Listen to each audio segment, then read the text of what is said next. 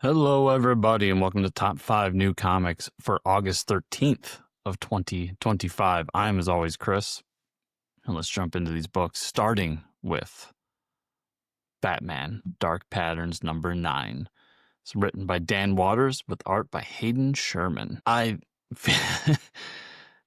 feel like this is one of those books every month it's on the list, and for good reason. It's been a phenomenal Batman book in I hate to say a Batman drought because there's so many good Batman books throughout the year, and yes, there's absolute Batman, but in terms of the main DC books, the regular Batman book, not only has it been delayed left and right, personally I haven't really enjoyed it, and there's not as much Black Label stuff going on right now. So it feels like we have less Batman books than we normally do. Normally I have like 5 or 6 Batman books that are going on at one time that I'm trying to choose which one to read. And right now it feels like I have 2, if you count Absolute, a third. And this, even with those other books, has been just one of the best Batman books in a long time. If you're like me and you're not really into what the main Batman book is doing, check this one out. It's so good. It hits different aspects of the Batman mythos. It is a continuing story throughout the 9 issues. We thought in the beginning with the first 2, there wasn't really connective tissue between the 2 story arcs. In this one, we start to see a connective tissue, and I'm sure in the next story arc, we'll get kind of why they're all connected at the end of the day. And this being the finale of the 3rd story, giving us kind of closure as to what's going on in this part of Gotham that's people are afraid to go into. It's very shanty townish. It's almost its own city inside the city. The Red Hood gang is around. There's just a lot going on. And yeah, it's phenomenal. Dan Watters with this one book has become a writer that is definitely worth keeping an eye on. After that, I have Superman, the Kryptonite Spectrum, number 1.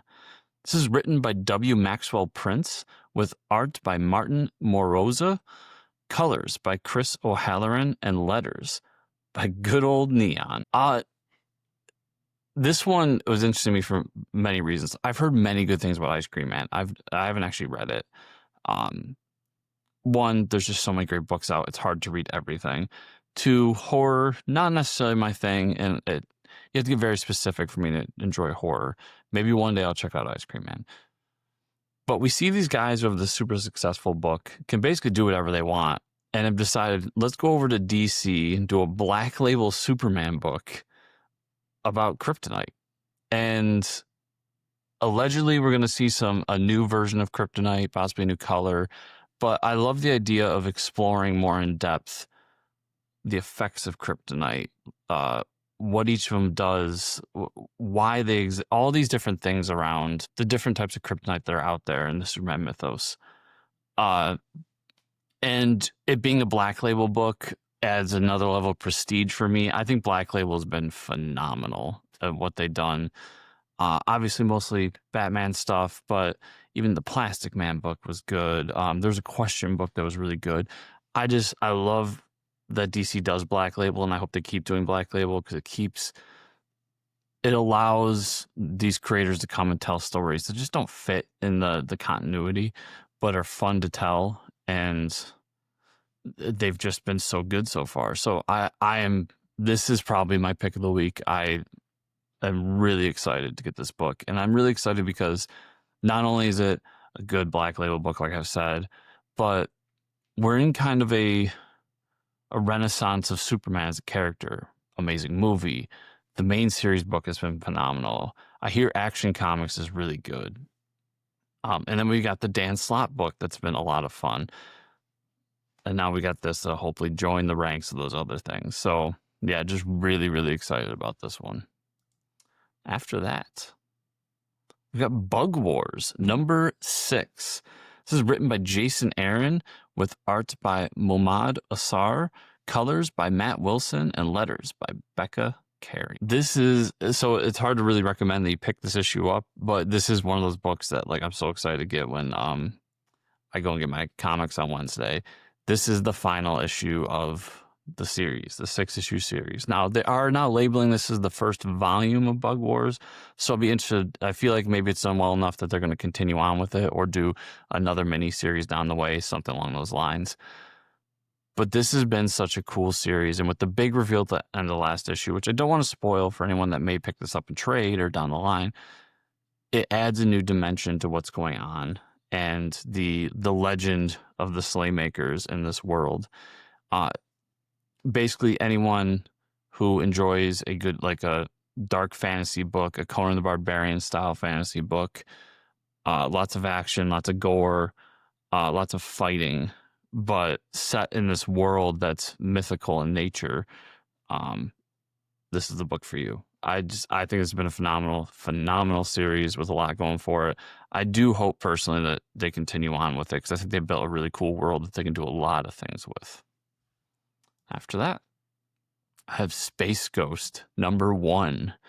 This is written by David Pepose with art by Jonathan Liu, colors by Andrew Dalhouse, and letters by Taylor Esposito. You might be saying, Space Ghost #1, what the hell? This is year 2 of Space Ghost. So they've made the decision, they did the annual at the end of the last series, and they've made the decision to renumber to #1 and go forward.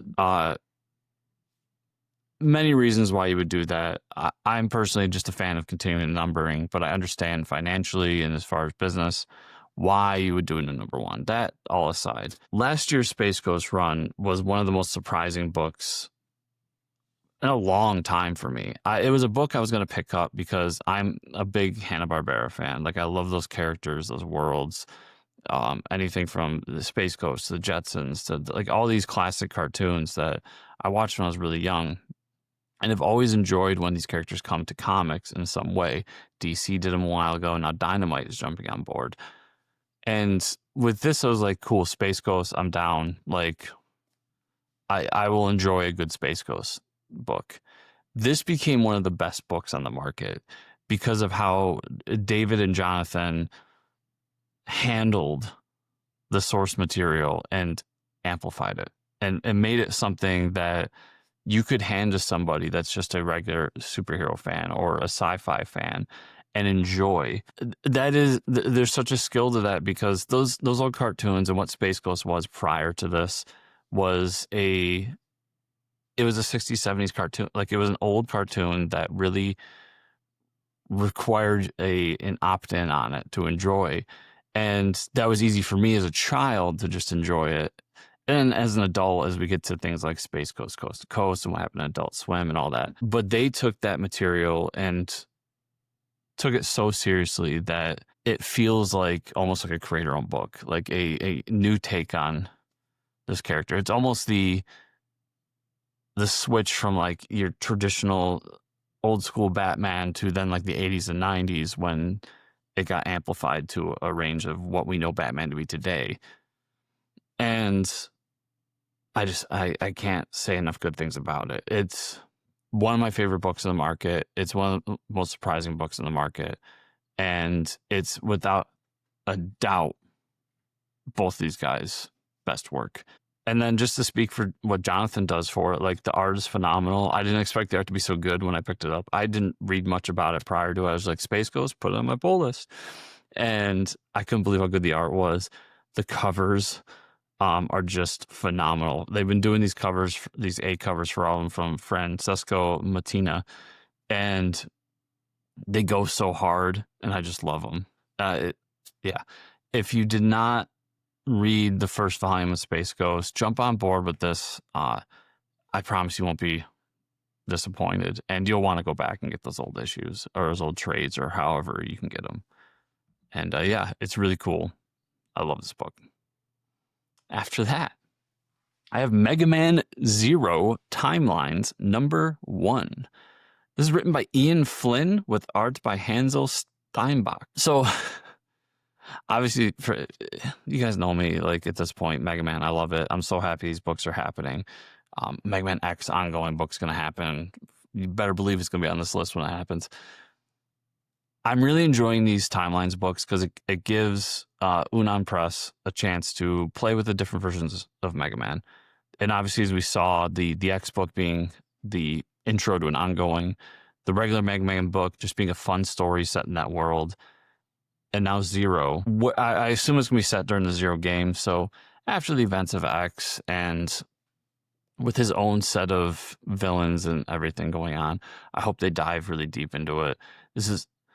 We're really getting into the realm. For me as a Mega Man fan, I've always said they've explored regular Mega Man so much, and I get it. That's the traditional version. That's the popular version. That's, do that. I love that. X getting an ongoing is fun because they usually only play around with X and do different things. But I think he has a really cool world that could be seen as a more serious take on the character. It could tell more mature stories inside of it and all this.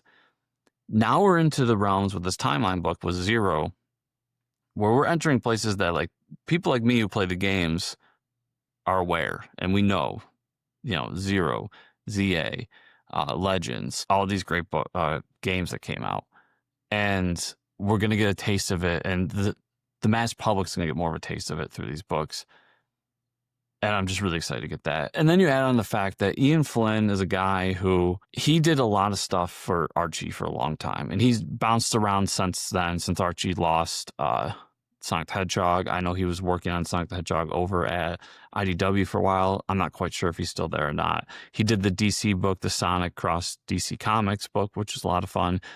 Ian's just a guy who knows these properties, is very nerdy in this realm of this like video game cross comics realm. And I'm glad to see him doing more stuff and getting work with different publishers. But what's important here is Udon got the rights to Mega Man for comics. They're reprinting the Archie Comics Mega Man book that Ian Flynn wrote.